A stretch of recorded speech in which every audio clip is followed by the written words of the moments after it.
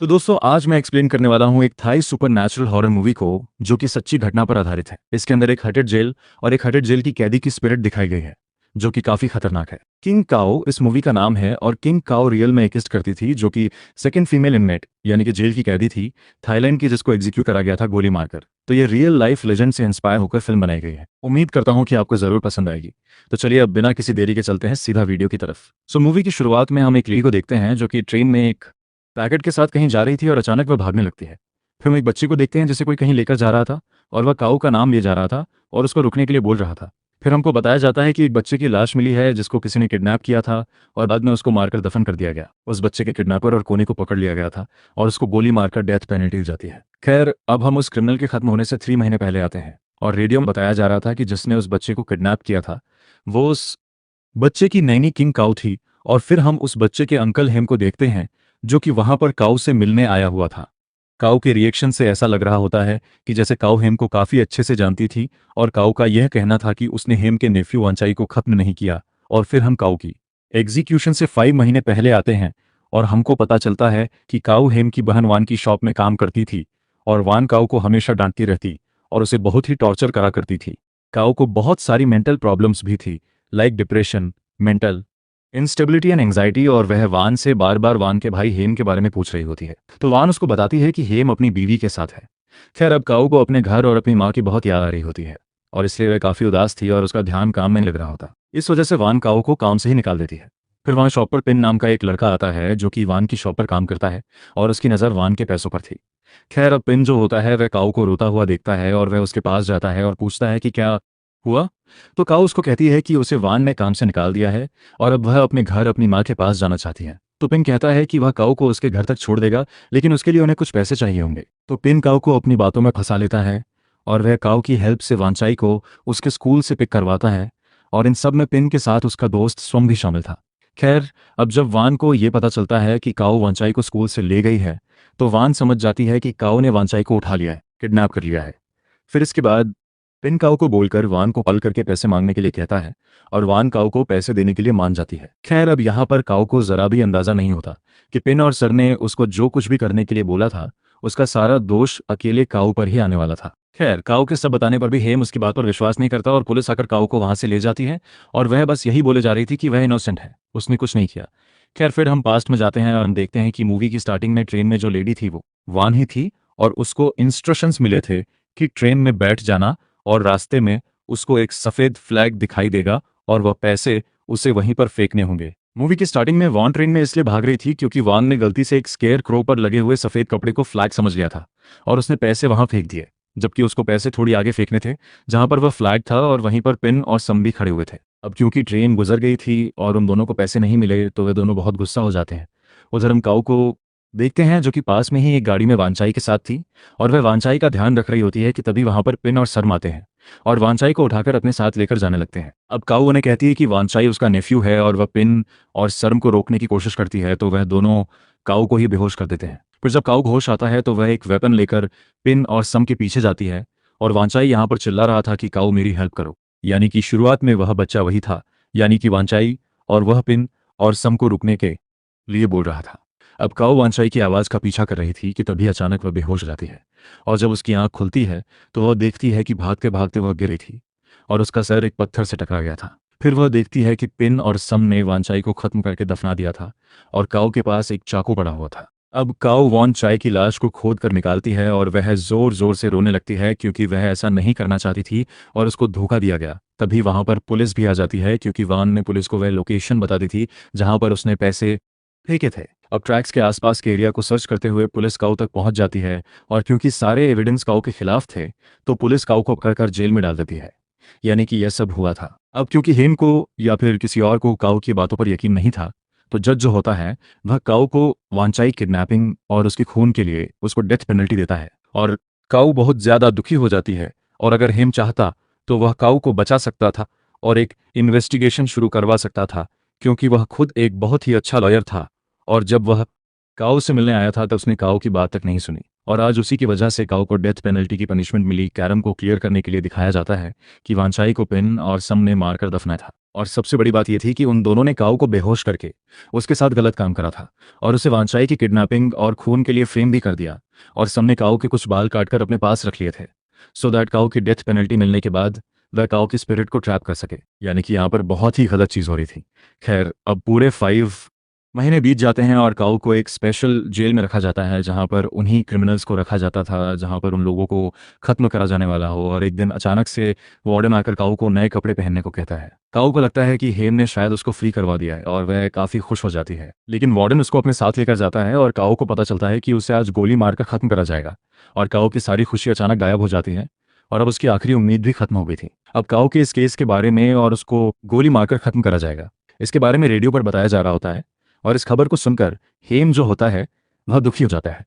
फिर इसके बाद हम काऊ को देखते हैं जो कि अपनी आखिरी मील खाती है और उसकी आखिरी मील जो डिशेस थी वो सारी की सारी डिशेस हेम की ही फेवरेट थी। अब इसके बाद हम वहाँ के एग्जीक्यूशनर फैंथम को देखते हैं और फिर जल्दी ही काऊ को खत्म कर दिया जाता है। और काऊ अभी भी जिंदा थी तो उसे दोबारा से गोली मारी जाती है और इस बार काऊ फाइनली खत्म हो गई थी, लेकिन उसकी मौत एक अनयूजुअल सोलर एक्लिप्स के दौरान हुई थी और इसे थाई कल्चर में अपशगुन माना जाता है। और इसी वजह से काऊ की स्पिरिट बहुत ही ज़्यादा वेंचफुल बन जाती है और वह उस जेल के हर एक कैदी को पस कर लेती है और फिर वह वहाँ के वार्डन और फैंथम पर हमला कर देती है। और वह बस एक ही बात बोले जा रही थी कि वह बेकसूर है, वह इनोसेंट है। अब तभी काऊ की स्पिरिट फैंथम को हर्ट कर देती है, लेकिन फैंथम किसी तरह से वहाँ से बचकर निकल जाता है और वह समझ गया था कि जो स्पिरिट उनको हंट कर रही है वह काऊ की ही थी। अब काऊ फैंथम को इसलिए खत्म करना चाहती थी क्योंकि फैंथम ने ही काऊ को गोली मारकर उसकी जान ली। काऊ की स्पिरिट अब फैंथम को हर्ट करने लगती है, लेकिन वह उन बुलेट्स को उस पोल में से निकाल देता है जो कि उसने काऊ को मारने में इस्तेमाल करी थी। फैंथम तभी एक मंत्र चट करने लगता है जिसकी मदद से वो उन बुलेट्स को एक प्रोटेक्टिव चार्म में चेंज कर देता है। अब क्योंकि काऊ फैंथम को मार नहीं पा रही थी तो वह बाकियों से अपना बदला लेने के लिए उस जेल की वॉल को क्रॉस करके बाहर आ जाती है। और यहाँ पर एक जंप स्केयर भी आता है जिसमें काऊ की स्पिरिट अचानक से कैमरा के सामने आ गई थी। खैर, अब इसके बाद हम हेम की बीवी मी को देखते हैं और उसे घर के बाहर से किसी की आवाज़ आ रही थी जो कि काऊ की थी और वह वहाँ पर हेम से बदला लेने आई थी। लेकिन जब काऊ मी को वहाँ पर देखती है तो वह विंडोज़ बंद कर देती है, जिसकी वजह से मी काफ़ी डर गई थी। उसकी आवाज़ सुनकर हेम वहाँ पर आता है और मी उसको बताती है कि घर के बाहर एक लड़की हेम से मिलने आई थी। और जब हेम बाहर देखता है तो बाहर काऊ हेम से मिलने आई हुई थी और काऊ को बाहर खड़ा देख हेम को लगता है कि शायद से वह जेल से भाग कर वहाँ पर आ गई और इसलिए हेम डर से जाकर अपनी गन निकालने लगता है और अचानक वह रुक जाता है। और तभी वहाँ पर मी के घर से फ़ोन आता है और मी को पता लगता है कि कल रात ही मी के पिता का एक्सीडेंट हो गया था और मी के पिता की मृत्यु हो गई है। अब जब मी अपने पति हेम को ये बात बताती है तो मी ये देखती है कि उसका पति हेम काफ़ी अजीब सा बर्ताव कर रहा था और वह ऐसा इसलिए कर रहा था क्योंकि काऊ की स्पिरिट ने उसको पज कर लिया था। अब तभी अचानक से हेम वापस नॉर्मल हो जाता है और वह मी के साथ मी के घर जाने लगता है। उधर हम पिन और सम को देखते हैं जो कि उसी जगह बैठे हुए थे जहां पर उन्होंने वांचाई को दफन किया था और सम काऊ कि स्पिरिट को ट्रैप करने के लिए एक रिचुअल कर रहा होता है। हो सकता है कि शायद उसको पता था कि उसकी स्पिरिट वेंजफुल बन जाएगी, लेकिन काओ की स्पिरिट रिचुअल कंप्लीट होने से पहले ही वहां पर आ जाती है और वह सम के स्कैल्प को उखाड़ देती है और वह सोम को बहुत ही बुरी तरह से मारती है। खैर, अगली सुबह फिर वहां पर पुलिस ऑफिसर्स और सोम के पिता सोम आते हैं और सोम असल में काले जादू और व्हाइट मैजिक दोनों के प्रैक्टिशनर थे। वह अपने बेटे की कटी फटी लाश देखकर बहुत दुखी हो जाते हैं और वह जानना चाहते थे कि उसके बेटे को किसने खत्म किया। तो वह एक मंत्र चट करते हैं और तभी अचानक से उसकी बेटी की स्पिरिट कुछ पल के लिए उसकी लाश में वापस आ जाती है और सोम सोम को बताता है कि काऊ की स्पिरिट ने उसको खत्म किया है। अब इसके बाद हम पिन को देखते हैं जिसे काऊ ने विजेस कर लिया था और उसे काऊ की पोजीशन से बाहर निकालने के लिए वहां पर एक शेमन और उसके कुछ साथी आ गए थे और वहां पर एक मिरर पर काऊ ने फिर से वही लिखा हुआ था, आई एम इनोसेंट, यानी कि मैं निर्दोष हूँ। और फिर वह शेमन पिन की बॉडी से काऊ की स्पिरिट को निकालने की कोशिश करने लगते हैं और हम मिरर के अंदर काऊ की स्पिरिट को देखते हैं। और क्योंकि काऊ की स्पिरिट बहुत ही ज़्यादा पावरफुल थी, वेंजफुल थी, तो वह शेमन अपना पूरा जोर लगाता है और किसी तरह से पिन को काऊ के पोजीशन से बाहर निकाल देता है। खैर, तभी वहां पर पिन की प्रेग्नेंट बीवी आ जाती है और अब पिन को शेन, उसके साथियों और अपनी बीवी की जगह काऊ दिखने लगती है। तो पिन जो होता है वो शेमन के हाथ से उसके चाकू छीनकर शेमन और उसके साथियों पर ही हमला करने लगता है। वो शेमन का गला काट देता है और फिर वह अपनी बीवी को भी उसी चाकू से बार बार स्टैब करके खत्म कर देता है। और जब तक पिन को होश आता है तब तक बहुत देर हो गई थी और अब खुद की जान बचाने के लिए पिन जो होता है वह खिड़की से कूदकर वहां से भाग जाता है क्योंकि अब वह अपनी बीवी का खूनी बन चुका था और अब पुलिस उसके पीछे थी और यह चीज़ बिल्कुल वैसे ही करी गई थी जैसे इन लोगों ने काऊ के साथ किया था। तभी दूसरी ओर हम नी को अपने पिता के फ्यूनरल पर देखते हैं और हेम वहां पर नहीं था क्योंकि उसकी तबीयत खराब थी तो वह घर वापस लौटा था। वहाँ फ्यूनरल पर हमको पता चलता है कि मी के पिता वही जज थे जिन्होंने काऊ को डेथ पेनल्टी दी थी। जी हाँ, और हमको यह भी दिखाया जाता है कि मी के पिता का एक्सीडेंट काऊ नहीं करवाया था, यानी कि यहाँ पर जिन लोगों ने उसके साथ गलत किया वो उन सबको खत्म कर रही थी। तभी फ्यूनरल में सोम और फैंथम भी आ जाते हैं और वो मी को सारी बात बताते हैं कि किसी रीजन से काऊ की वेंचफुल स्पिरिट उन सभी लोगों को टारगेट कर रही है जो कि उसकी मौत से जुड़े हुए हैं, लाइक वो जज, पिन, सम, फैंथम, हेम और वान। और वो स्पिरिट बहुत ही ज़्यादा खतरनाक हो चुकी है। फिर वो मी को हेम के साथ सोम के घर पर मिलने के लिए कहता है और मी जल्दी से हेम को लेने घर चली जाती है।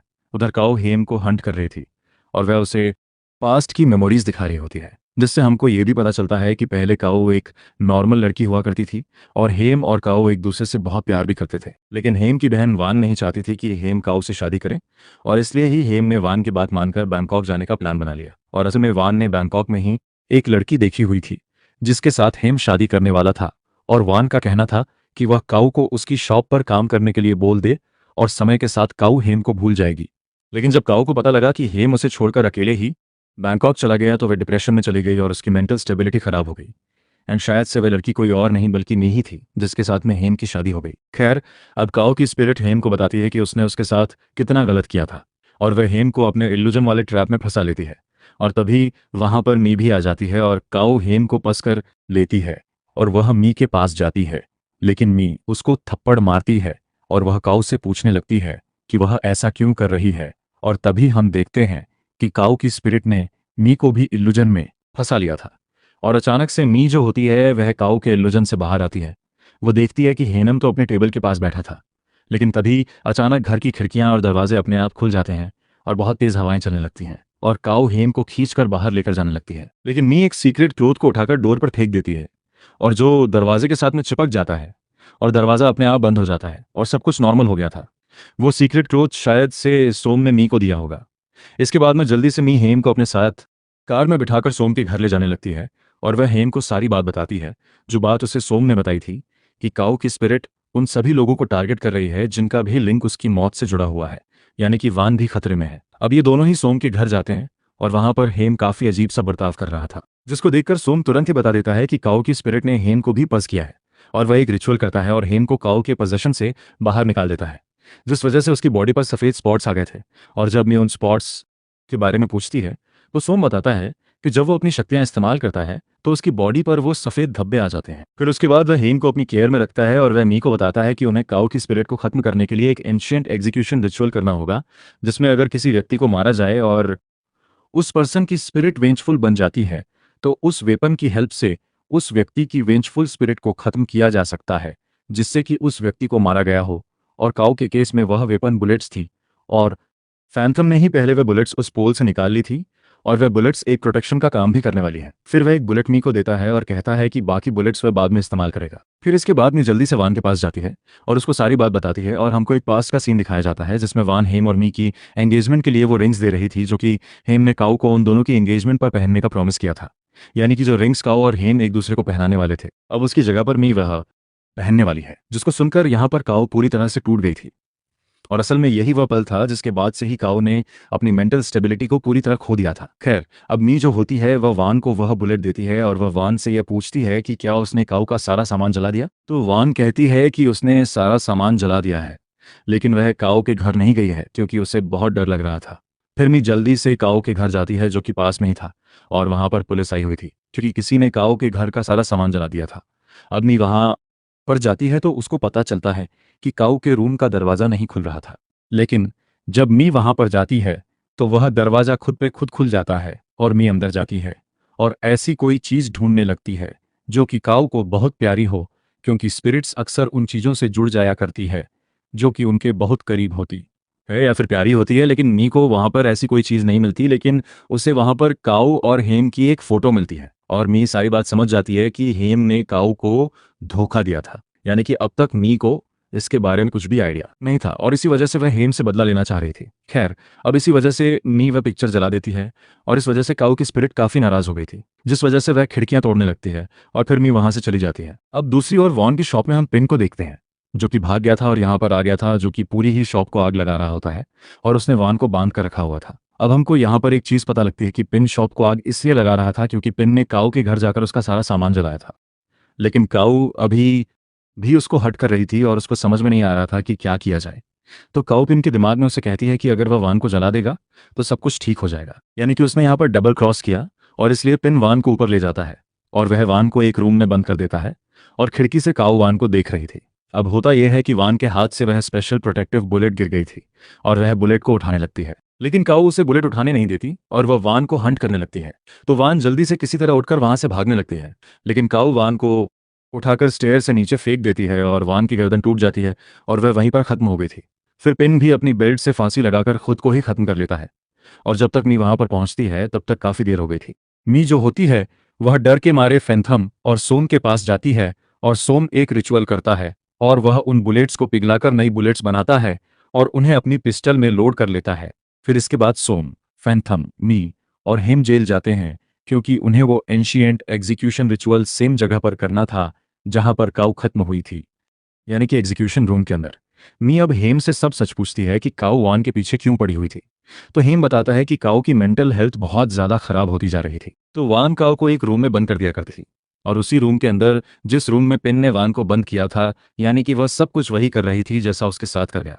वह सबको वह एहसास करवाना चाहती थी जिन चीज़ों से वह गुजरी थी और वान काऊ को काफ़ी टॉर्चर भी किया करती, जो कि बहुत ही गलत बात थी क्योंकि देखो, अगर हेम इसके बारे में जानता था कि उसकी बहन वान क्या कर रही है तो उसको ऐसा कभी भी होने देना नहीं चाहिए था, बल्कि जिससे वह प्यार करता था उसके साथ ऐसा हो रहा था। और मुझे ऐसा लगता है कि हेम भी यहाँ पर उतना ही बड़ा कल्पित था जितनी बड़ी कल्पित वान यहाँ पर थी।